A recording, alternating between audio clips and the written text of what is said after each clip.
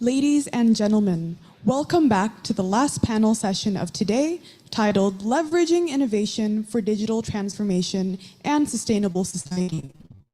As the world shifts more toward a digital landscape, several challenges arise, such as the risk of extending the digital gap, data security, and cross-border data flow.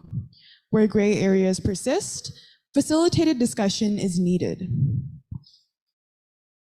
Moderating the panel, Dr. Lurong Chen, Senior Economist at the Economic Research Institute for ASEAN and East Asia. I would also like to invite to the stage our speakers for panel 3, Professor Ayako Obashi, Dr. Juita Mohamad, Nguyen Cuong, MSc, and then Rafitrandi, MSc. We invite you to the stage.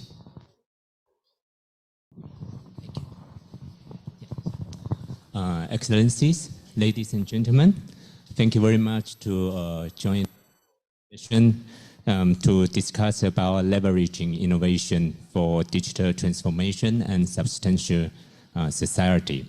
My name is Lurong Chen, Senior Economics at the Economic Research Institute for ASEAN and Asia, ERIA.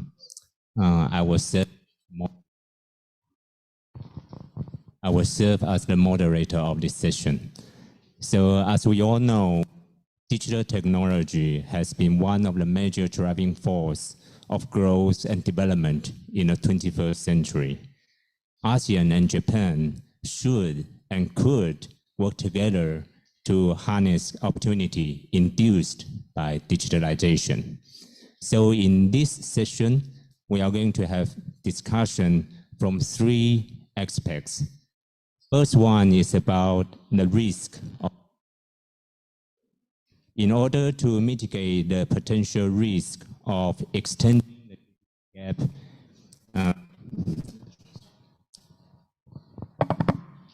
so the first one is about the risk of digital divide.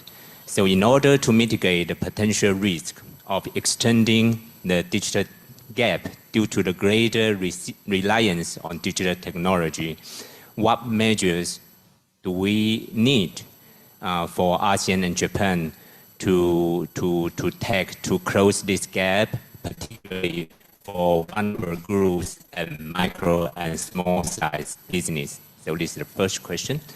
The second question is about so-called soft infrastructure of the digital economy, such as data privacy, consumer protection, and the improvement of digital literacy and skills.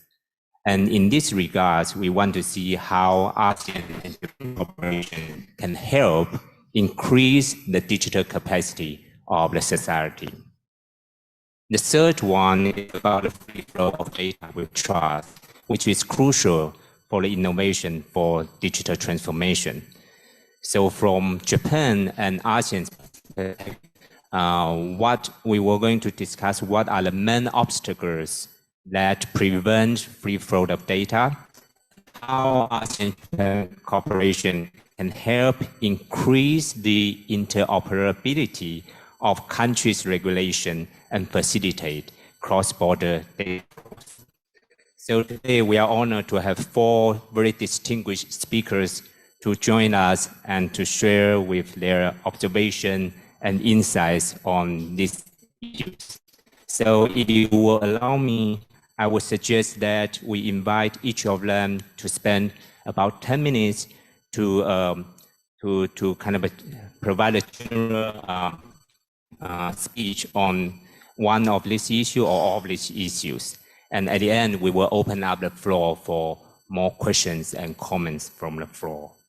So, okay, first, let me invite our first speaker, Professor Ayako Obashi, who is currently a professor at the Faculty of Economics of Keio University in Japan. She is an economics specializing in the study of international trade and trade rules and institutes with emphasis on international production rules. So, Professor Obashi, please, the floor is yours. Thank you, Chair, Dr. Lurong, and thank Thank you for all for giving me an opportunity to be included in this interesting and informative seminar. Let me start my presentation.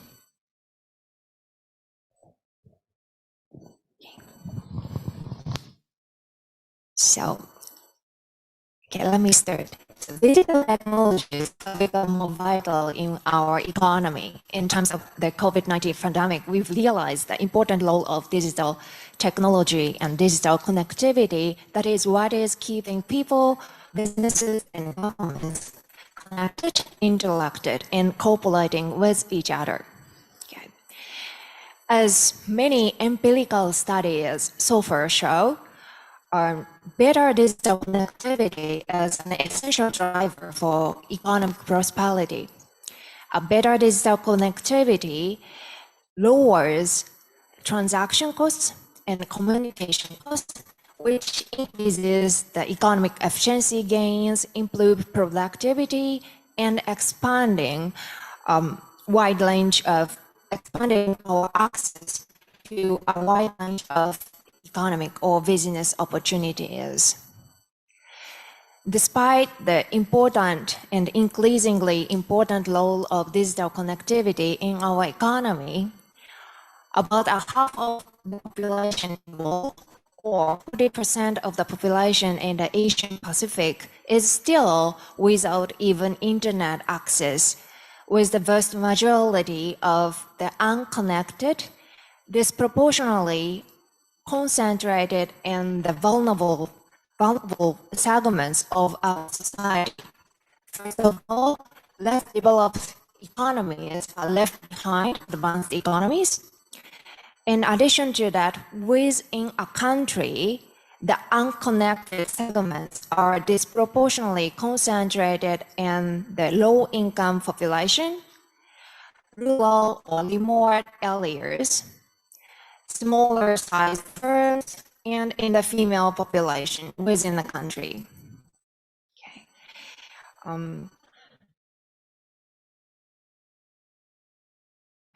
What I was planning to speak. So from there, because I'm an economist, what I highlighted in the slide is a better financial connectivity from this economics point of view, because all the interactions and transactions through the market is accompanied by flows of money. So the better financial connectivity is a kind of inevitably integral components of the better digital connectivity. Here, I mean by better financial connectivity is a better access to e-payment system or other fintech services. To promote a better digital connectivity from the economic sense, better financial connectivity is a key essential part of it. Okay. To realize the full potential of digital technologies and digital transformation for our shared future, given the existing and even arguably widening digital divide, I believe inclusiveness is the most important thing to pursue. Okay. Although, as I listed in this slide, I believe sustainability, inclusiveness, and trustworthiness are the three key input fields to pursue, to build and maintain a better digital future for our shared future. However, for example, being inclusive digital society means a sustainable as well by bridging the digitally divided segments of the society, and also the inclusive digital society can be augmented by protecting the vulnerable segments of the society from, say, cyber attacks and scams through data policy, data flow policy, and cybersecurity policy and governance. So these three key areas in building and maintaining a digital society for all are interrelated with each other for sure. However, for the rest of the time I have, let me focus on the inclusiveness, how to build an inclusive digital future for all. Next slide, please.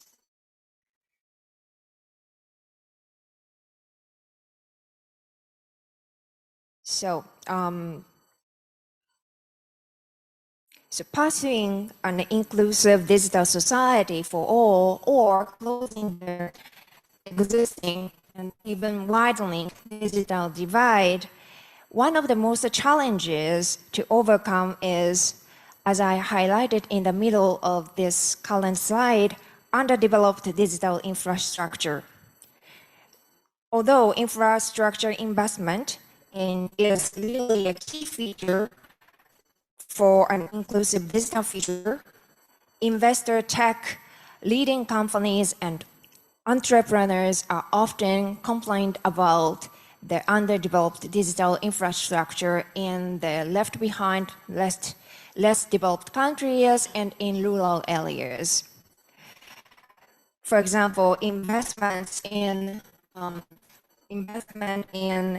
the banking sector, banking and financial sectors, in healthcare and education sectors, which are characterized with increasing digitally deliverable services, are often restricted from private sector investments, especially against foreign investors. Governments need to optimize these challenging regulatory and investment conditions for private sector. Being pro-competitive and pro-innovative environment is essential to induce needed private sector investments and associated innovations, and to facilitate a better access to digitally deliverable services for all, including the vulnerable segments of the population. To do so, closer collaboration between public-private partnership is needed, for sure. Here, it's noteworthy that private sector investments in digital infrastructure require heavy upfront investment, that is the fixed sunk cost, and take a substantial long time to recoup that sunk cost. In this sense, governments need to plug in private sector investments to the efficient level, to achieve the efficient level, to induce much needed private investments in the market, digital markets. Governments need to streamline rules and regulations and improving the business-friendly environment. Market-based solution is a key, I believe. And moreover, financial constraints faced by investors can be mitigated by the development finance. So here is a law called for international institutions, regional initiatives, especially multinational development banks, MDBs, and regional development banks, as well as national level development banks, to augment government policy efforts in optimizing regulatory and investment conditions. Development finance can be also our initial mean to encourage innovations and assist in identifying and demonstrating the feasibility and effectiveness of new, innovative, emerging technologies in serving especially the unconnected people. Furthermore, closing the digital divide, limited digital competences of the unconnected people is another pillar of challenges to overcome. To connect the unconnected, poor, and vulnerable communities and people, the digital infrastructure improvement itself is not sufficient. To accelerate digital access, governments need to strive for creating ubiquitous and affordable infrastructure to facilitate, the digital connectivity environment. However, at the same time, governments also need to ensure everybody is digitally literate and skilled enough to make use of the infrastructure and the digital system and platforms and have full access to digitally deliverable services. So it is important to level the playing field of the unconnected communities and people, or the left behind workforce segments in the society, to allow everyone to leverage opportunities thanks to the opportunities emerging thanks to digital transformation. So the education and training, further education and training for workforce is a key in this line. That's all for my presentation. Thank you. Thank you very much, Professor Obashi. I really enjoy your speech, and I very much appreciate that you highlight inclusiveness in your speech. This is very much in line with the spirit of international production sharing, so everyone can benefit some from this new growth opportunity. So now let's go for our second speaker, Dr. Juita Mohamad, who is the Director of Economics and Business Unit at the Institute for Democracy and Economic Affairs, or IDEAS, in Malaysia. She is one of the lead coordinator of Malaysia's all-party parliament group on the Sustainable Development Goals. And before joining IDEA, Dr. Juita was also worked for CSIS and also OECD developing centers. So please, Dr. Juita, the floor is yours.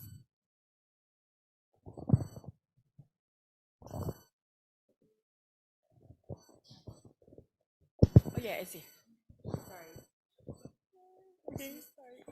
Thank you, Lurong, for that wonderful introduction. Thank you so much, ladies and gentlemen, and to the organizers. Thank you so much for having me. It's always great to be back in Jakarta.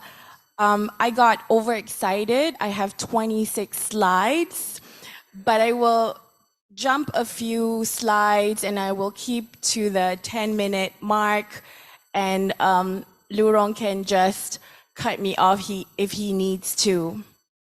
So just a bit of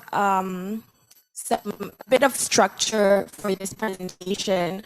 I'll just give a brief background of the ASEAN's digital economy, as well as the Malaysian digital economy. And I will be presenting two different sectors that we at IDEAS feel that is very important to be strengthened if we're thinking about the digital economy as well as digital trade activities. So one would be taxing the digital economy, and the other component is the cybersecurity and data flow issues. So I'm going to be presenting the Malaysian case study and lacing it with what ASEAN has been doing in terms of integration on these two specific issues. So we all know that Southeast Asia's digital economy is booming, and in 2022, the digital economy was measured about $194 billion, and between 2022 to 2025, we're expected to be growing by about 20% to $330 billion collectively within the ASEAN region. But we look at Malaysia as well, and we have very much hope. Even before the pandemic, The contribution of the digital economy was estimated to be at about 90% of GDP. And Malaysia is again one of the more digitized countries in the region and also in the world. About 70% of Malaysian households were already connected to the internet by 2015, and we see that the trend is continuing to grow. In 2019, more than 90% of Malaysian households had access to the internet. So when we look at the data center market in Malaysia, there's a lot of hope for its growth as well. So annual growth rate would be about 13% between 2019 and 2024. So again, Malaysia is ranked the 4th behind Singapore, Hong Kong, and South Korea. And again, the data center market will expand by about 13% between 2019 and 2024. I would like to jump at what ASEAN is doing in terms of collaboration and integration in terms of digital economy. We have been working, ASEAN has been working on payment and settlement systems since 2010. And these, the committee is supposed to be looking at issues related to advancing real-time payment infrastructure, regional standardization, and also interoperability. We have an MOU on cooperation in regional payment connectivity, and this was signed by Malaysia, Indonesia, Philippines, Singapore, as well as Thailand. And recently, it's good to note that Malaysia and Indonesia have established a QR-based cross-border payment linkage after a year of successful pilot projects. So this is something that we look forward on tapping onto, not just for bigger firms, but also SMEs, these two countries. So again, when we look at the ASEAN digital transformation agenda, there is negotiations on the DEPA. This would again be to be completed by 2025.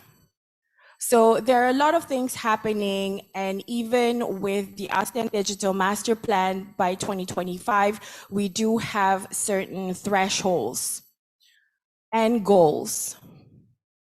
But what I want to note here is that even with all of these efforts done by ASEAN, it does not really tackle certain issues when it comes to the software infrastructure to nurture the digital economy. And this is where we talk about tackling the digital economy. So here I'm going to share with you some of the grants that have been provided by the Malaysian government to the MSMEs in digitizing and optimizing the SMEs since the pandemic. But what is lacking is looking deeply into the challenges when we talk about, again, taxing the digital economy. So again, there are many different challenges. You see that the number one challenge would be the intangible nature of digital goods and services itself. It's a headache for authorities to think about who and where in the supply chain to tax. So there's difficulty of collecting value added on digital cross-border trade. And this is very much so even for developed countries like the US and Australia. And this is a very new challenge for Malaysia, especially when we have retracted our GST a couple of years ago. So another difficulty is, again, in domestic enforcement of peer-to-peer economy. And of course, there are logistical issues and administrative capacity. And this is where technical assistance is very much needed. So for Malaysia, we do see that there has been an introduction of both indirect taxation and direct taxation, both implemented and proposed. So as you can see, there's still room in terms of taxing the digital economy. But when we do see happening in other countries as well is that these new taxation on the digital economy has also been introduced quite recently from the pandemic onwards by our country partners, Cambodia, Indonesia, Singapore, and Thailand. And all of these countries have looked at GST and also VAT taxation for their digital tax policies. So again, the concerns raised about digital taxation in Malaysia and in general is that there's confusion over definition and also the possibility of double taxation. For Malaysia, there is still lack of transparency and implementation period in time. And the overall concerns of digital taxation is again raising the cost of business in the immediate to medium term at least.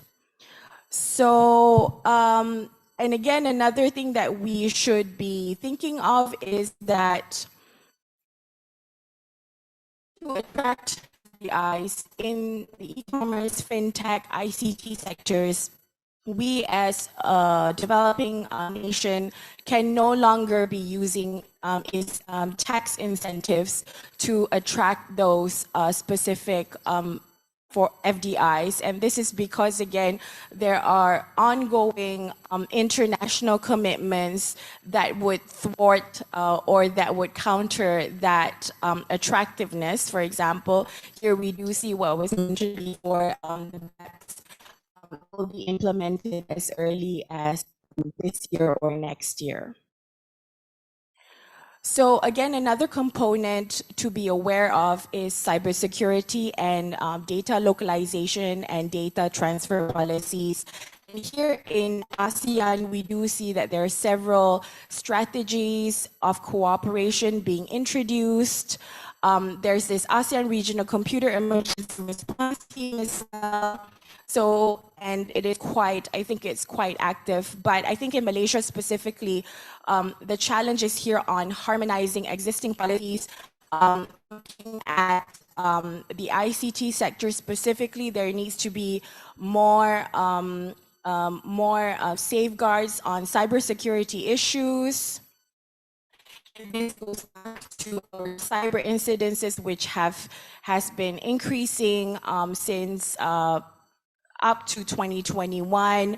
We do have high profile data leakages and as well as threats intended for information gathering purposes as well.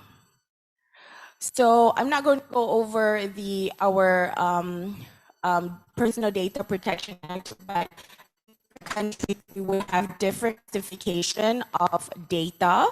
And this again goes back to the complexity of trying to carve your own data policies. Do I go for data localization policies, or should that not be introduced for a country like Malaysia?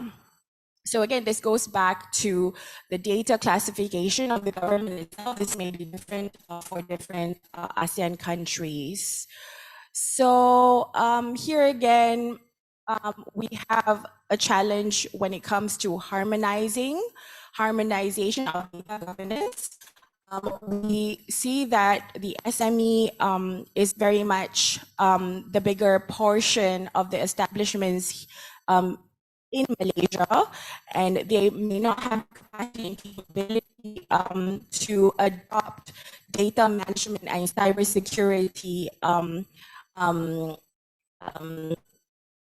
cybersecurity safeguards.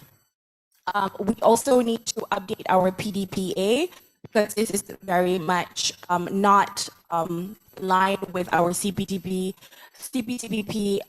commitments, not just yet.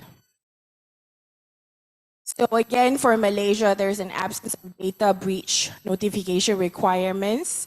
That this is very much needed for Malaysia so that we can upgrade our data hygiene practices as well.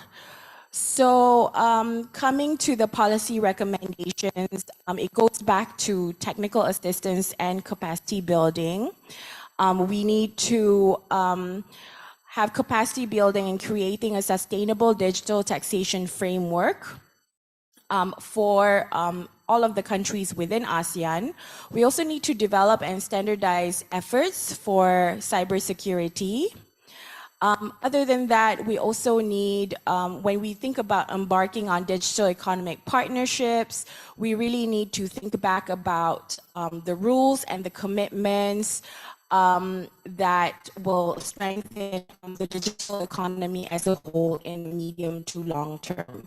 So I'm just going to end my presentation here, and you can go to the website of ideas if you want to know more about our paper on strengthening the digital trade ecosystem. Thank you.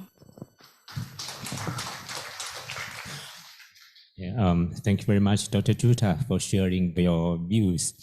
I'm very impressed that you touch upon some deep ocean topics about digital economy, such like taxation, cybersecurity, which I'm sure will spark more discussion, but let's leave it to the end of this session. Now, let me introduce our third speaker, Mr. Nguyen Cuong from Vietnam. Mr. Nguyen is the Vice President of the Central Institute for Economic Management, CIEM. He is also the Chairman of CIEM's Science Council, and he acts as the Vice Head of the Interministerial Task Force on promoting shared economy. And before joining CIEM, Mr. Nguyen holds several senior positions at the Ministry of Planning and Investment in Vietnam. So, Mr. Nguyen, the floor is yours. Thank you very much, Dr. Lurong. Thank you very much for allowing me to have a chance to be present here and also to share some of our thoughts about the very important topic about innovation, digital transformation, things like that. I also share with what Professor Obashi shared earlier about inclusiveness. Actually, I would like to say one thing that 10 years ago, I was a director of a World Bank funded project called Inclusive Innovation. You know, that was a time when we would have to fight with the Prime Minister of office about actually how to translate those things into the real Vietnamese, because the inclusive at the time that it could not be understood properly and fully. So we tried to do something like literally as an innovation towards the low-income people. Despite the fact it may not reflect the precise meaning of everything, but however, we try our best to convey the thing. So I think up to now, the inclusiveness is still a very important topic. I think when we're talking about digital gap, we all see that actually Southeast Asian countries have very low access to the internet, to the utility, and so many things. But when we see that how fast all Southeast Asian nations have actually achieved in terms of digital economy. For example, one of the examples, we see that up to the late last year, I mean 2022, the total gross merchandise value of all Southeast Asian nations had actually achieved around $200 million US, actually 3 years earlier than expected. And you will see that actually a lot of the shops, a lot of restaurants actually aided by the digital economy platform so that they can expand their market a lot. And in terms of the jobs created by the old digital economy or sharing economy, actually it is also a lot. In Vietnam, I would like to give you one example. For example, the Vietnam Coal and Mining Corporation, which is the largest state-owned enterprise, which at the maximum time they provide around 100,000 jobs. 100,000. The biggest private enterprise in Vietnam being group is around 70,000. The biggest FDI enterprise in Vietnam, actually Samsung Vietnam, provide maximum size around 170,000. But let's say Grab alone, an enterprise sharing economy, they provide more than 200,000 jobs. This is to say that actually how the digital platform actually helping with the generating employment. And another example, you can see that through the time when COVID, that was also a time that everyone has to talk about the new normal, which is actually we have to change a lot. every enterprise has to change, every government agency has to change, and also people, our people actually also have to change the way we interact with each other. That's the reason why there's almost now, we see that actually you do not have to travel. Of course, we are very lucky to travel here to have workshop, but sometimes we did not have to travel to actually make interaction and discussion. So basically, we can see that actually the digital gap was reduced a lot due to the new technology and digital transformation. And also we see that the actually in terms of the legislation, ASEAN also have done a lot. I think we want to get a lot of things like consolidated strategy on the fourth industrial revolution for ASEAN. We also built the ASEAN Comprehensive Recovery Framework, and also the master plan on the ASEAN connectivity. A lot of strategy actually promulgated by Malaysia, Indonesia, Vietnam, many countries, Brunei, Philippines also. And I think what ASEAN expect is actually to ensure that all digital policies and initiatives will fully benefit the lives of the people. This is what we really want to achieve.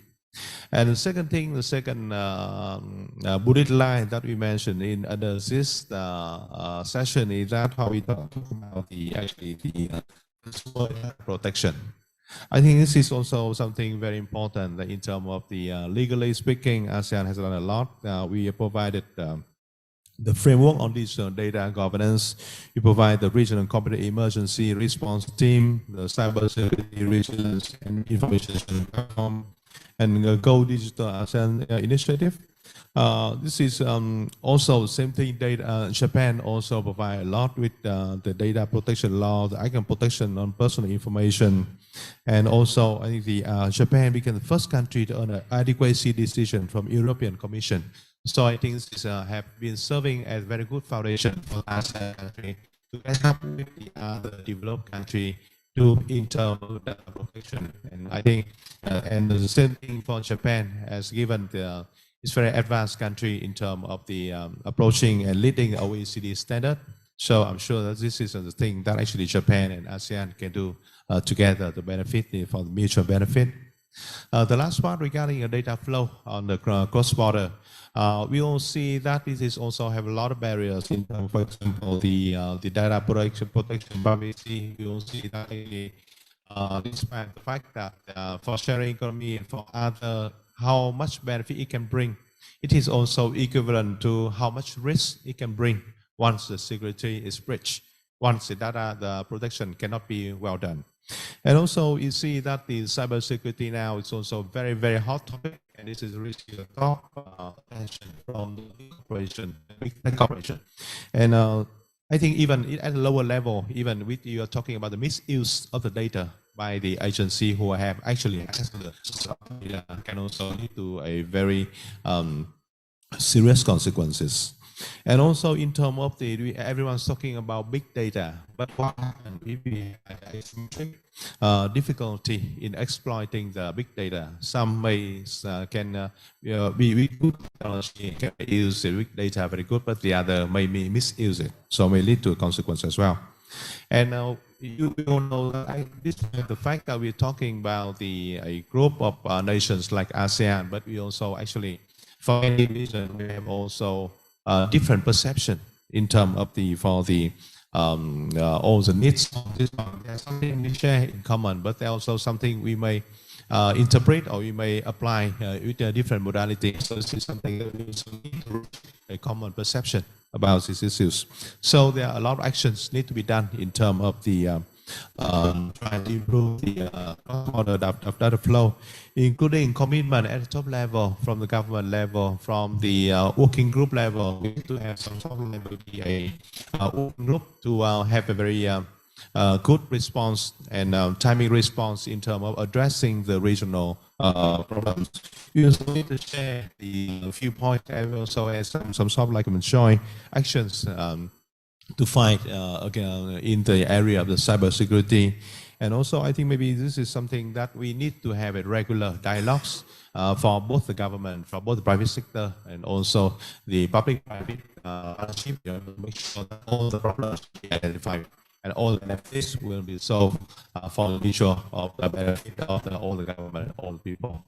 So that will be all for my part of sharing this thing. Thank you very much for listening.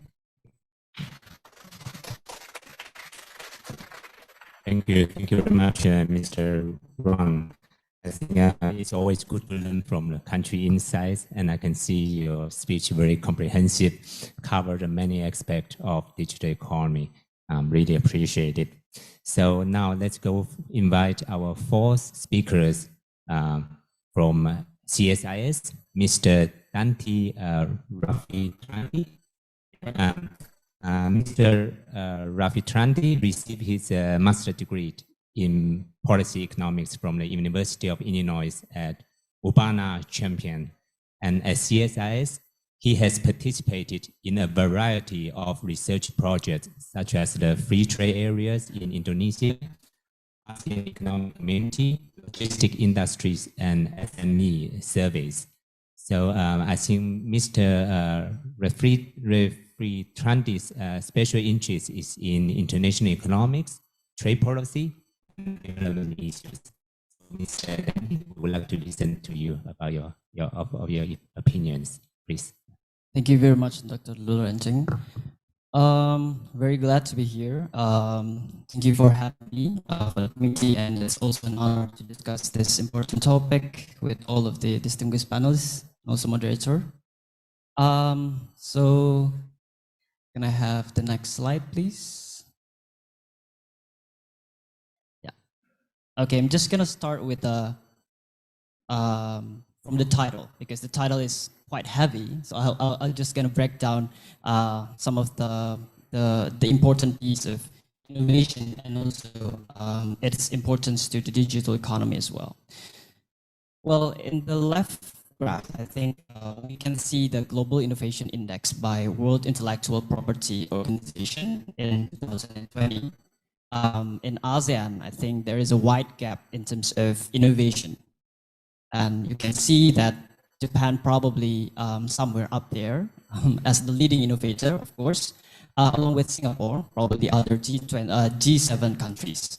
So you can also see that Malaysia, Indonesia, Cambodia are on the average in the trend line, while Philippines, Vietnam, and Thailand are actually above the trend line, meaning they overperform the global trend. So what I want to say here is that innovation is the heart of the development of digital economy and all across the sectors, especially in ASEAN. We know the surge of ride-hailing, e-groceries, e-commerce, fintech, and all others sharing economy as well. A couple of factors behind that. For example, the surge in internet users in ASEAN, making the size of the digital economy, as we already discussed, has grown rapidly, increased in the last decade. And also the government has invested a lot of better digital infrastructure and higher literacy to improve the internet penetration, as well as the middle class boom. And of course, COVID-19, the mobility restriction that forced us to go digital, including firms, both big and also small firms. Next slide, please. I think we already discussed a lot about this, but I'm just going to highlight several initiatives under the ASEAN. We have this ASEAN Digital Economy Strategy. We have the Digital Economy ASEAN Digital Master Plan for 2025. We also have discussed the Digital Integration Framework Action Plan. And also last year, we have the 2023 Boracay Digital Declaration that has highlighted the development of digital economy in ASEAN. This year, in 2023, several priority economic deliverables on digital economy, such as expediting the development of Digital Economy Framework Agreement this year, digital financial inclusion and literacy, and also the establishment of ASEAN Digital Startup Center.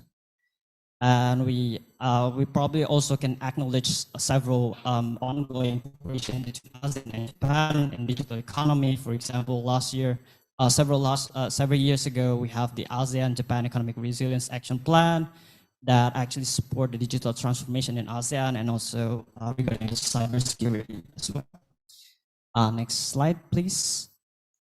I'm just gonna focus on one of the highly discussed factor in digital gap in ASEAN, which is digital skills and literacy. This is actually an ASEAN Digital Integration Index. I suppose it's was 2021. As you can see that the average score of digital skills and talent in ASEAN is the lowest among other components. So this is why I think the digital skills and literacy is the channel to improve the inclusiveness of digital economy in ASEAN. Next, please. Well, yeah. So I'm just gonna offer some lesson learned from our previous study in 2022. We had this opportunity with the Ministry of Communication and Informatics to sort of like build from scratch the G20 Digital Literacy and Digital Skills Toolkit. So this is some set of measurements which highlighting the importance on tracking relevant indicators in digital skills and digital literacy. As you can see, there are 4 pillars right there. We have the infrastructure and ecosystem, literacy, empowerment and jobs, covering, of course, both supply and demands of digital skills. And this framework actually allows country to have a richer analysis to fill the gap of existing framework and measurement, and of course, over flexibility to each G20 members. The framework also optimized the availability of secondary data and also survey implementation. The most interesting part of this toolkit is actually we can capture the variation of economic and social background among the G20 members. So, well, if you're interested, you can just go to CSIS website and then see our report. And then we can see it from the next slide, please. Yeah, so from the digital literacy and also skills, we have this 2022 Indonesia Digital Society Index. So this index was actually constructed based on the toolkit that I have already mentioned. And it's actually also inspired by Japan's 5.0 society as well. So that's why we're working with the Ministry of Communication and Informatics. For example, the index comprises same pillars, 4 pillars as the toolkit. So how we calculate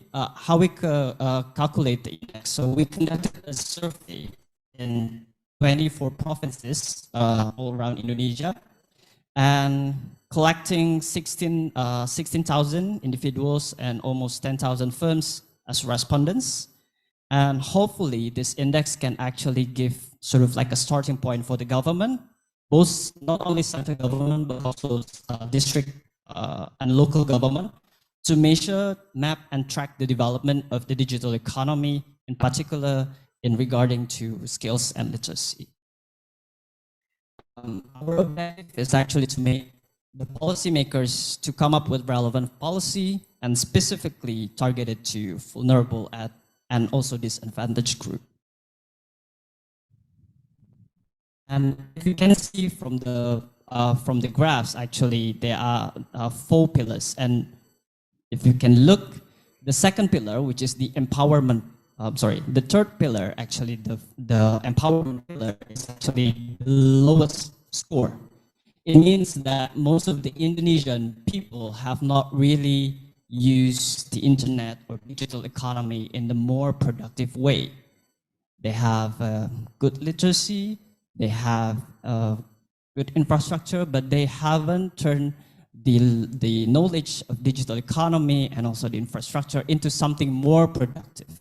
So there's also uneven development of digital economy, but we also consider there's undermining potential of digital economy in Indonesia. So if we can unlock the potential, I think the digital economy in Indonesia is still going to grow rapidly. Next slide, please. Yeah, several way forward for ASEAN and also Japan cooperation.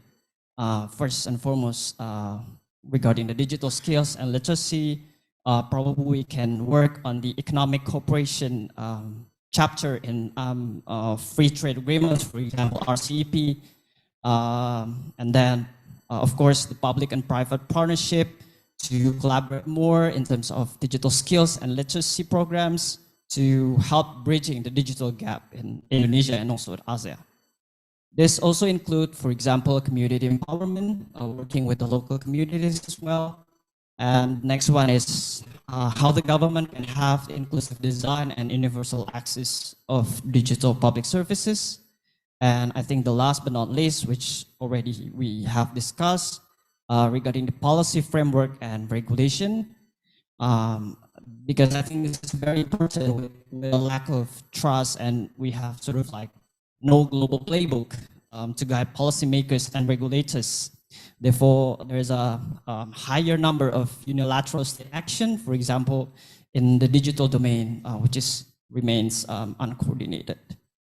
Yeah, I think Japan can actually lead the productive discussion with ASEAN countries to harmonize regulatory differences in data governance as well, and also digital trade policy, and determine global common principles and framework. Thank you very much.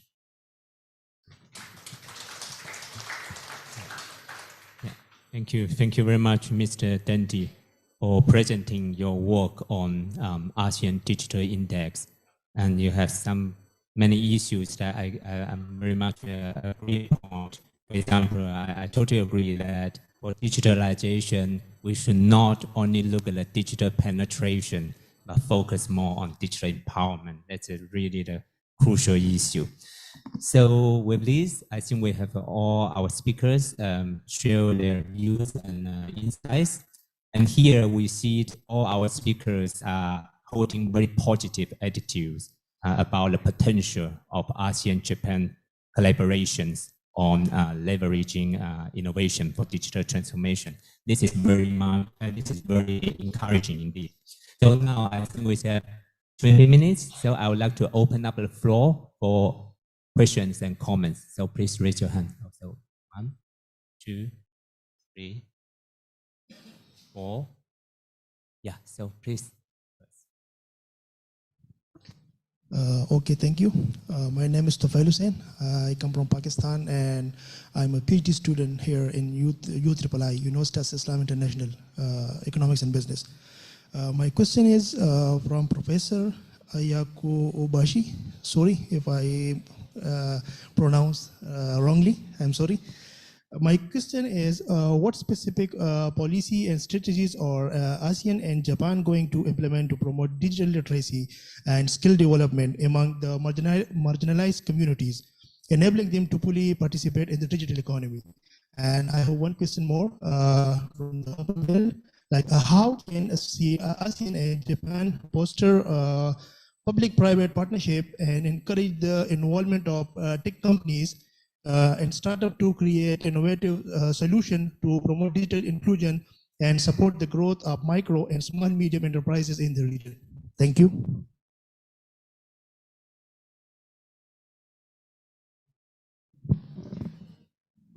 My name is Ismail. I'd like to give a question to Mr. Dandi as the last speaker. From what has been displayed in the presentation, it shows that digital empowerment reached only 20%. Meanwhile, the other factors that kind of influencing the endogenous variable there like equal in 40%.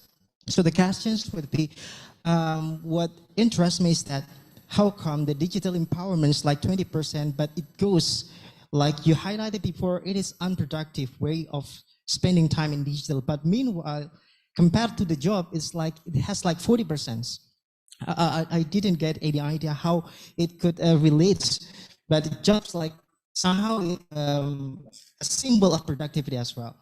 And you also expose a disadvantaged group still couldn't get any potential relations to the improvements of digital. I don't know what kinds of disadvantaged group that you mean right here, and how does it connect with the 20% that you highlight in your presentation? So I beg for further clarifications on that. Thank you.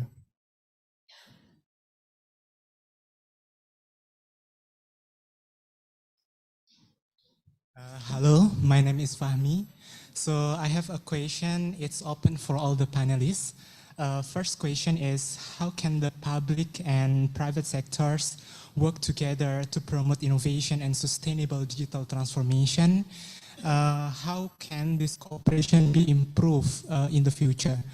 And the second question is, how do we ensure that digital transformation and innovation pays attention to data security and individual privacy? Thank you.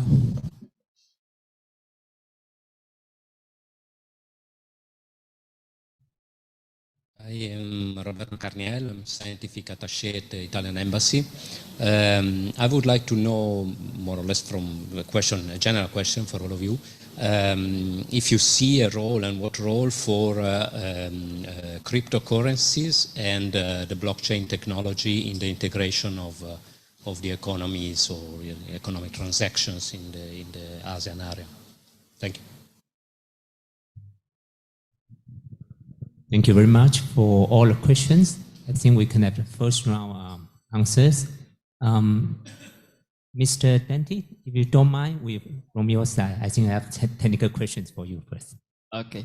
I'm just going to address the digital skills and literacy question, so other panel can jump in with the public-private partnership. Thank you very much for your question. Well, you can download the report for the clearer picture of the index, both the index and also the toolkit. But of course, the jobs pillar and empowerment pillar has some kind of connection.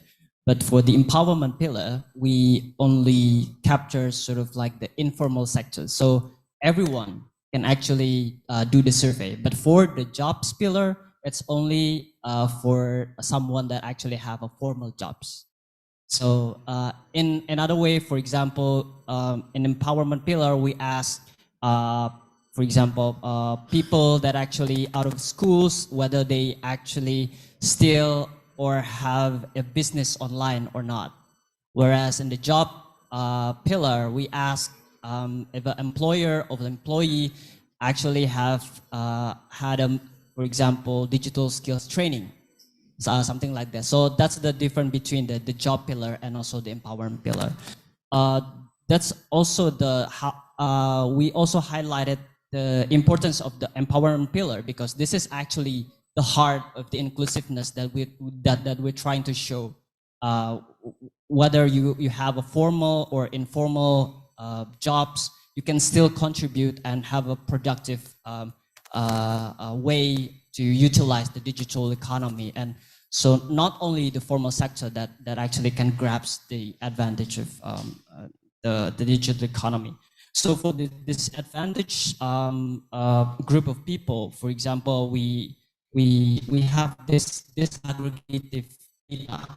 For example, we disaggregated the data by gender, by geographical location, whether it located in rural and urban, whether they are belongs to young generation, the age group as well, whether they actually have a formal and informal jobs, and also whether they have a low income or probably middle income. So those kind of disaggregation we also included, so we know how much actually between the disadvantaged group. So that's why I think this is very important to sort of like measure that kind of index. I hope it answered your question. Thank you. Dr. Juita? Yeah. Yeah, if I can try to answer the question about data security, cross-border data flow. I think the most important thing is to be aware of data issues. looking at or talking to MSMEs on the ground, it was very clear that there's no awareness on data security, and it's not a main priority. So for different agencies within the government of Malaysia, I think the main priority is on onboarding MSMEs on e-commerce platforms so that in the long term, this can help alleviate poverty. But when I ask about training on data issues, how to treat data, how to handle data, then they mentioned to me that this is too complicated and this is too advanced for MSMEs. So the question goes back to empowering MSMEs to make them more aware of data security issues. That's number one. And number two, again, when we think about cross-border data flow, we need to have our own framework. For Malaysia, again, for our Personal Data Protection Act, this act only covers the private sector. It doesn't cover, like the government is not covered by it. But then again, who monitors the government, and should the government be held accountable when there are high-profile data leakages that we've seen in Malaysia like a few times in the past year or so. So on PPP, I think again, it's very important that the public and the private sector work together to empower MSMEs, especially when it comes to training and also upskilling, not just onboarding on e-commerce platforms, but on different issues like the data issue. But then looking at Japan, Japan is a very advanced economy, or already a very automized and digitized economy. So from the perspective of ASEAN, we would love to learn from Japan, the best practices that was successful in Japan, to see that if it can be tweaked and also can be incorporated into our own digital ASEAN digital economy frameworks as well. Thank you. Oh yeah, and another thing, we need also technical assistance and capacity building. We look again towards Japan, who is also very developed in the area of automation and digitization. Thank you.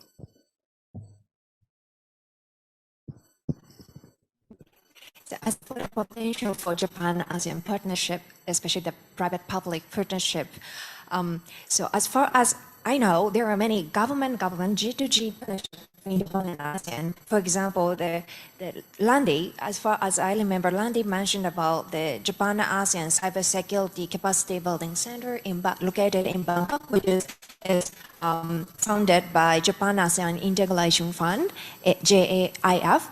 But honestly speaking, I think we, at this moment, at this stage of history, we haven't maximized the potential of Japan-ASEAN partnership for digitalization and a digital future for us. In the sense that I think, in my opinion, this is a kind of a Japanese own domestic problem. Japan faces a limitation or a roadblock to overcome. There is the absence of digital platformer, such as tech giant like GAFA. There is the Japan's problem is a complete absence of that kind of digital platformers, tech firms.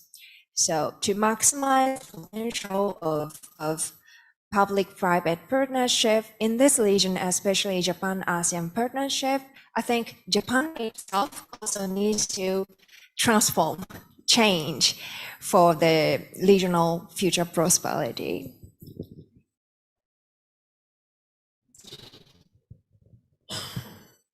Thank you very much. I think maybe I may respond to some general questions. The first one on the how to ensure that the digital transformation and the innovation can make sure about the data security. I think this is also a very important issue. As long as we go and you can see that how far we can go toward the digital transformation and innovation. But one day we realize that if the data, like maybe 10 million people was leaked For example, how catastrophic actually can be bring about, and then you see the all information about your personal information about credit card, about everything else about the every time. For example, I should just imagine one terrible scenario where your surfing history was actually disclosed to see actually every day how do you search the internet and what information you found. Even if that for one single person is already catastrophic, not to mention about the majority. So I think maybe on one hand we try to do something to make open up for the digital transformation and innovation to develop, but on the other hand, all the governments must work very closely with the private big tech corporation to make sure that actually all these data security, data protection must be well protected. You can see that actually, or even all big tech like Apple and many other companies that always actually give the highest priority to the data privacy, because if one day, if there was some signal to say that okay, they're about to provide information to some other, even for government, and then a lot of people actually have a serious complaint, serious concern about those things. So I'm sure that data security is paid attention at the high level as much as with the high attention given to the digital transformation and innovation. So that's the first thing. The second thing, regarding the gentleman's question about the cryptocurrency, blockchain, and everything else, I think we are not a particular specialist on this kind of area, but I just want to give you one example. About 10 years ago, some US expert came to our agency, and then we would like to discuss with us about the crowdfunding. Even with the crowdfunding, and then they say that actually right now, at that time, there was less than 10 countries who have actually some regulation regarding what crowdfunding. This is to say that, I mean, the new terminology of technology has been changing day by day, and it's so difficult for the government to actually to put those in the legislation. That is legally speaking. But in terms of economy, we see that actually the cryptocurrencies actually bring a lot of people to billionaire in 1 or 2 nights. So that could be something like bring huge opportunities, also huge risks. If those who are really want to buy something, people a lot maybe benefit from or make a lot of money from this kind of cryptocurrency, but may lose a lot of money by investing in some other cryptocurrency. And this is so difficult to protect the people, because this is the test choice of investment. But for the blockchain, I think it's a different issue. Blockchain helping a lot of people actually, and helping a lot of industry in terms of integrity and originality of the product. For example, I think maybe especially important to our Southeast Asian countries, we produce a lot of agricultural products. And those products, if we can have the certificate of origin and then keep those with the blockchain technology, so they found onto your table. And then I'm sure that those kind of the agricultural product quality will be very highly appreciated. And so many other things, including like banks, financial, fintech, the financial technology, and many other things. I think the blockchain story is a bit different. So in overall, I think maybe from my personal point of view, all those technology can mostly bring about the benefit to the people. But at the same time, we also have very high attention of the risk possible. For example, as much as with the data security that I mentioned earlier, it means on one hand, we can take advantage of the difference, but on the other hand, we also maybe may face the new threat or new the new opportunities. Thank you. Thank you very much, all the speakers, to share with us your insights. I think here we think about those technology we know. Technology always two-faced. When we see the positive part, there's also the negative part that we need to be more cautious. And I think today our discussion will generate a pride to all the issues. We need to think about regulation, think about privacy, protection, which is very useful, especially from a policy-making perspective.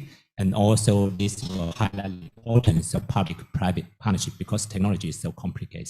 We need to work together to understand it better. So with this, I want to thank all our speakers. Please join me to thank all of them. Thank you. And also thank you all the participants here for your time and attention. Thank you.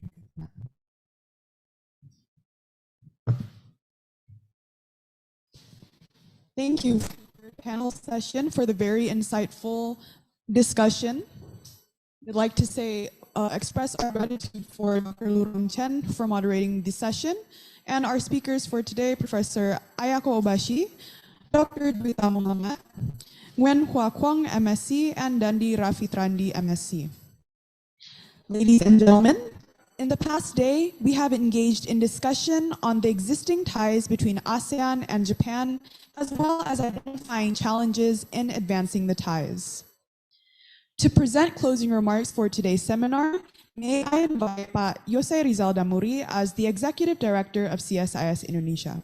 Pak Yose, you may have the floor.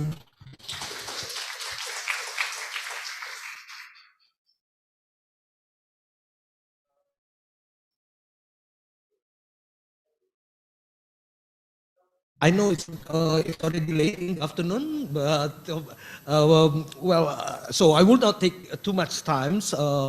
But allow me to say some things about this seminar, because I hope you all agree with me that we have really inspiring and stimulating discussions today, and with many fresh ideas and a better understanding to strengthen the relation between ASEAN and Japan, and also to realize, as the title show us, the economic to realize economic co-creation visions between ASEAN and Japan. We start the discussions today, this morning actually, with a general perspective on ASEAN-Japan relations in the changing context, the changing environment, global environment. While this changing environment poses us new challenges, but it should not deter us from trying to pursue greater integration and greater cooperation between the two regions. And we also have discussed about how we should take active actions on addressing climate change. Japan, ASEAN has a lot of things to do in realizing not only energy transition actually, but also to ensure the supply chains of sustainable products, including the critical minerals that we need for green productions. And another important issue that we discuss as well, that is how we proceed forward in greening up the global value chain and to make our productions greener. But that green transformation is not the only thing in the agenda. We have also the twin sisters of the transformations, which is the digital transformation, and the last discussion, the last sessions show us there are a lot of things need to be done in addressing various challenges that we have, including the digital divide, security and privacy, digital skills, as well as to strike balance between innovations and the need for regulations. And examples also include taxing the digital activities. So again, there are a lot of fresh ideas that came up in our discussions. We don't want all these ideas disappear for sure. So CSIS will try to summarize the discussions in a policy note that hopefully it would contribute to the future of better cooperations between ASEAN and Japan. Before closing the seminar, allow me on behalf of CSIS to express my genuine appreciation to all parties that has made this seminar happen. The missions of Japan to ASEAN, thank you very much, Ambassador, and also thank you for staying with us until late in this afternoon. The AAMET Economic and Industrial Cooperation Committee, the AMEC, Ministry of Economy and Industry Japan, and our co-organizer Economic Research Institute for ASEAN and East Asia. Also, for sure, I cannot. I should mention my gratitude to our participants for taking time to attend and stay until this late. Your attendance to these events was much appreciated, and it already contribute a lot to its success. I hope you learned something from our discussion today. Last but not least, I would say my deepest appreciation to the wonderful team of CSIS, Nadia, Sam, Fajar, and most of all to Ira, who spent days of work to ensure all of us can have a very productive discussion today, and then make sure that everything has been arranged well. Again, thank you very much to all of you, and hope we will see you again in other CSIS event. Thank you.